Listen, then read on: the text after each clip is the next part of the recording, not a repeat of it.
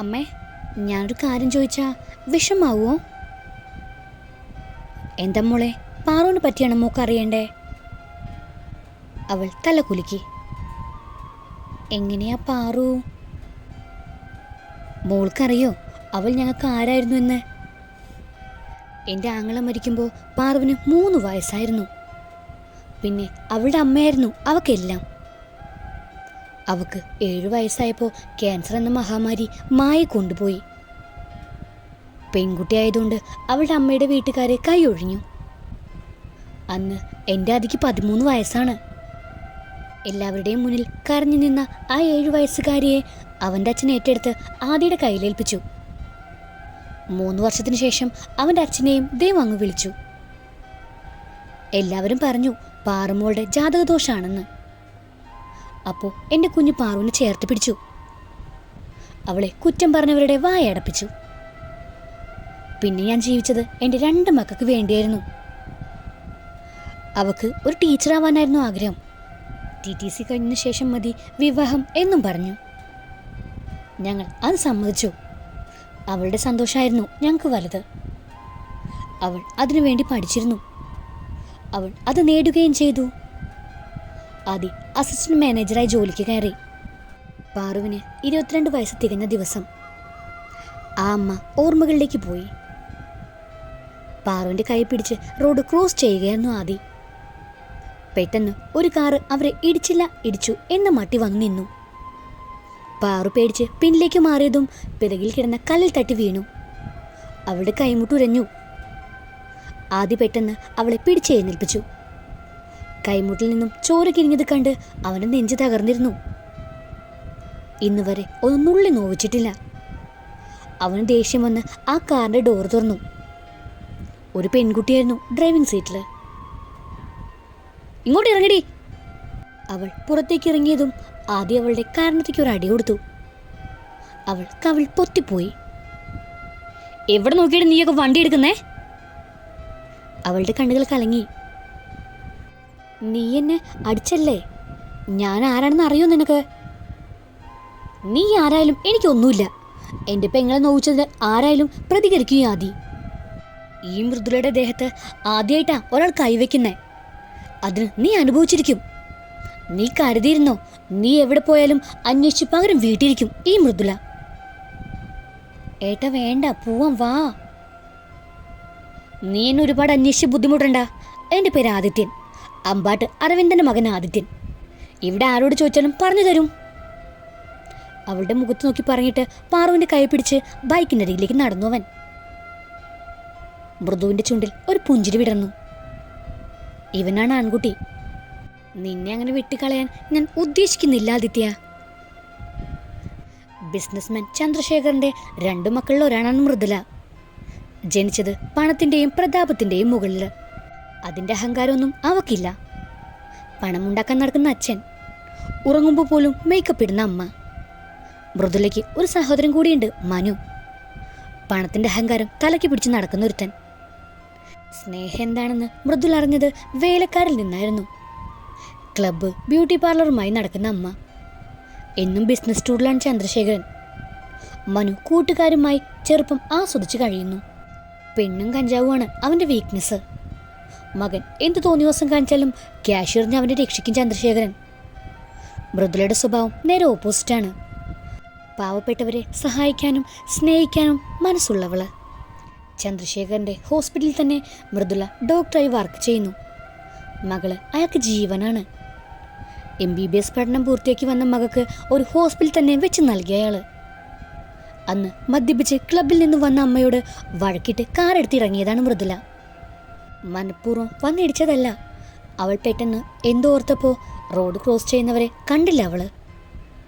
പെങ്ങളെ പൊന്നു പോലെ കണ്ടു നടക്കുന്ന അവനെ കണ്ടപ്പോൾ അവൾക്ക് അവനോടൊരു ആദരവ് തോന്നി. അവൾ കവിളിൽ പതിയെ തലോടി. എടാ മോനെ, ആദ്യമായി ഒരാളുടെ ഇഷ്ടം തോന്നിയതാ ഈ മൃദുലയ്ക്ക്. നിന്നെയും കൊണ്ടേ ഞാൻ പോവുള്ളൂ. പിന്നീട് അങ്ങോട്ട് അവൻ്റെ പുറകെ ഒരു ശല്യമായി കൂടിയവള്.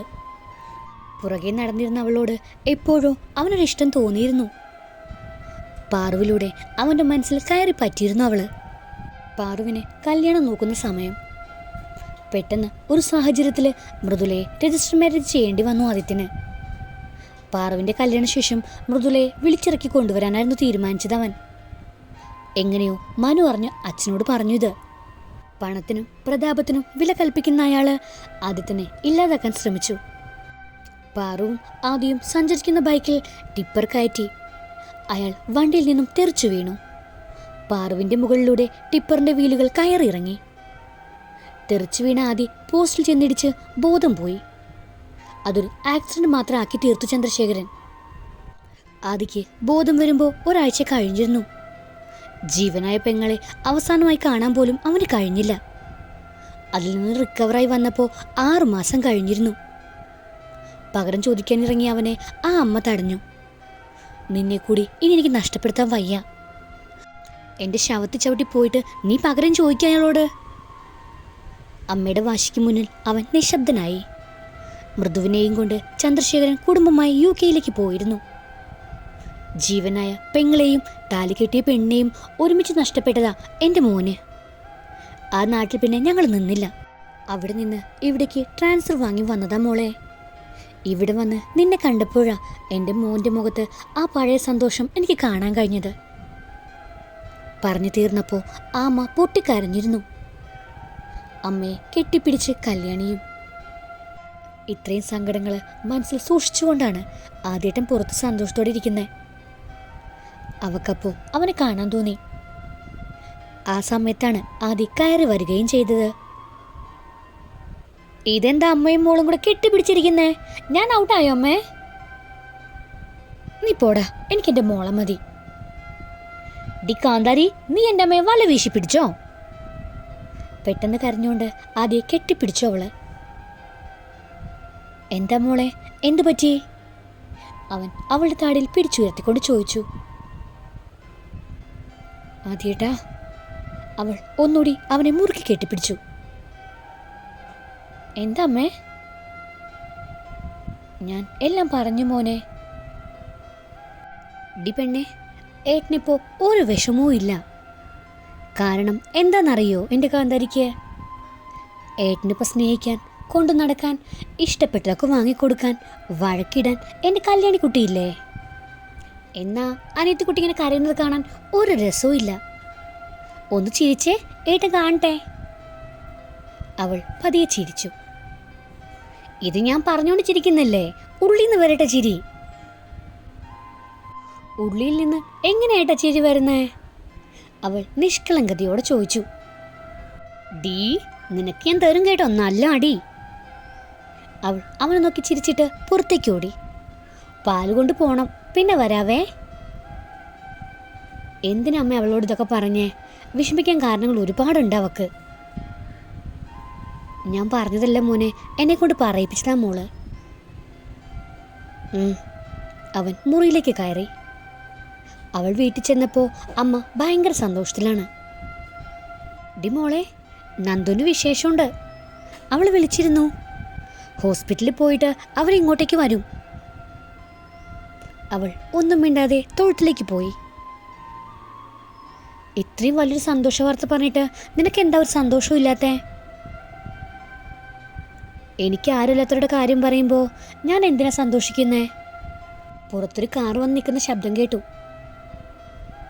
അവർ വന്നു തോന്നു. അമ്മ അപ്പുറത്തേക്ക് പോയി. കരഞ്ഞുകൊണ്ടുവരുന്ന നന്ദയാണ് അവർ കണ്ടത്. എന്താ മോളെ, എന്തു പറ്റി? രാവിലെ വിളിച്ചപ്പോൾ നല്ല സന്തോഷമായിരുന്നല്ലോ. അമ്മേ, എൻ്റെ കുഞ്ഞു പോയി. എന്താ മോളെ പറയുന്നേ?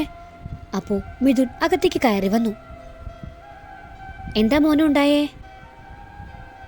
ഇപ്പോൾ ഒരു കുഞ്ഞു വേണ്ടെന്ന് ഡാഡി പറഞ്ഞു. അതിനെ അബോർഷൻ ചെയ്തു. കുഞ്ഞിനെ വേണമെന്ന് തീരുമാനിക്കുന്നത് നിങ്ങളല്ലേ? ഡാഡി പറഞ്ഞു, ഞാൻ അനുസരിച്ചു. കുറച്ച് ദിവസം ഇവളിവിടെ നിൽക്കട്ടെ. ഡാഡി ഇവളോട് ഒരു കാര്യം പറഞ്ഞിട്ടുണ്ട്. അത് നിങ്ങൾ അനുസരിച്ചാൽ ഇവളെയും കൊണ്ട് ഞാൻ പോവും. ഇല്ലേ, ഇവളെ ഞാൻ അങ്ങ് മറക്കും. അവൻ നന്ദനെ ഒന്ന് നോക്കി. അവൾ നന്ദിനി കാണാതെ തലകുലുക്കി. അവളോട് പറഞ്ഞിട്ട് അവൻ പുറത്തേക്ക് പോയി. അമ്മേ, അവരെന്നെ അവിടുത്തെ ഒരു വേലക്കാരിയെ പോലെ കാണുന്നേ. മിഥുനേട്ടനും മാത്രമേ എന്നോട് സ്നേഹമുള്ളൂ. അമ്മേ, എനിക്ക് മിഥുനേട്ടനെ വേണം. അതിന് ഞാൻ എന്ത് ചെയ്യും മോളെ? ഈ വീടും പറമ്പൊരിക്കുന്ന സ്ഥലം എൻ്റെ പേരിൽ അമ്മ എഴുതി തരണം. മോളെ, പിന്നെ എൻ്റെ മക്കളെ കൊണ്ട് ഞാൻ എവിടെ പോടി? ആരും ഇറക്കി വിടില്ല അമ്മേ. അവകാശം എൻ്റെ പേരിൽ എഴുതണം. നടക്കില്ല ചേച്ചി. അത് നീയാണോ പറയുന്നേ?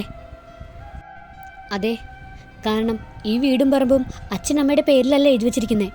ഇപ്പോഴും അച്ഛൻ്റെ പേരിൽ തന്നെയാണ്. സംശയം ഉണ്ടെങ്കിൽ ചേച്ചിക്ക് ആധാരത്തിൻ്റെ കോപ്പി പരിശോധിക്കാം. അപ്പോൾ എനിക്കും അവകാശം ഉണ്ടല്ലോ. ഇല്ലെന്ന് ഞാൻ പറഞ്ഞില്ല. വസ്തുവിൻ്റെ ഒരു ഭാഗം ചേച്ചിക്ക് തന്നെയാണ്, ബാക്കി ഞങ്ങൾക്കും അമ്മയ്ക്കും കൂടിയാണ്. നിനക്കെന്തിനാ? ഹരി നിന്നെ കെട്ടുമല്ലോ. തനുവിനെ അമ്മയെ ഞാൻ നോക്കിക്കോളാം.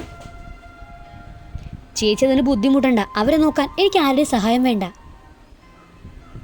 അപ്പോൾ എൻ്റെ ജീവിതം? എനിക്കറിയില്ല. സ്വയം തിരഞ്ഞെടുത്തതല്ലേ, അനുഭവിക്ക്. നന്ദ കത്തുന്ന മിഴികളോടെ അവളെ നോക്കി. ഈ ലവ് സ്റ്റോറിയുടെ ബാക്കി കേൾക്കാൻ നിങ്ങൾക്ക് താല്പര്യമുണ്ടെങ്കിൽ സബ്സ്ക്രൈബ് ചെയ്ത് സപ്പോർട്ട് ചെയ്യുക. കൂടുതൽ തന്നെ ബെല്ലൈക്കണും പ്രസ് ചെയ്യാൻ മറക്കരുത്. Thank you.